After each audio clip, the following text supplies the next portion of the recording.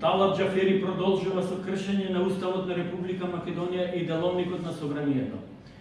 Талат Џафери, наместо да постапи по предлог законот за амнестија на граѓаните, учесници во настаните на 27 април 2017 година во Собранието на Република Македонија, поднесен од нашата партија на 22.5.2017, пред 2 дена ни го врати материјалот.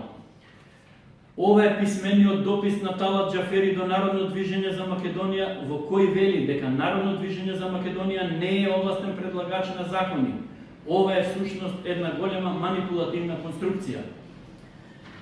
Затоа еве ги фактите. Во член 71, став 2 од Уставот и член 133, став 1 и 2 од Деловникот на Собранието, иницијатива за донесување на закон може да даде секој граѓанин, група граѓани, институции и здруженија. Предлог законот се поднесува до председателот на Собранието, кој е должен да ја достави до сите пратеници и повратно да не извести како подносител. Како што може да видите, нашиот предлог закон е поднесен до председателот на Собранието врз основа токму на член 71 став 2 и член 133 од Деловникот на Собранието, кои, како што спомнав претходно, даваат можност на секој во државата да инициира предлог закон во Собранието. При тоа, јасно посочуваме дека сме согласни нашиот предлог закон во Собранието своје име да го процесуира пратеничка група или независен пратеник.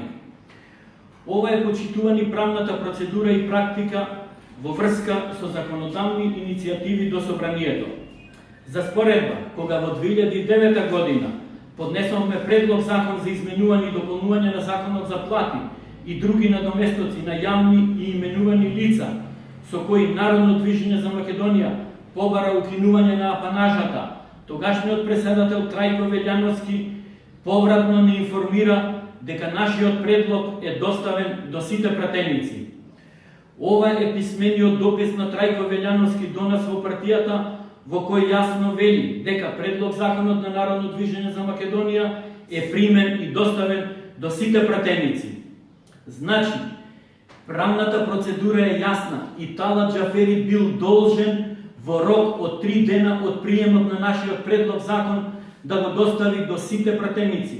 Меѓутоа, Талат Џафери спротивно на Уставот и Деловникот, материјалот ни го врати назад.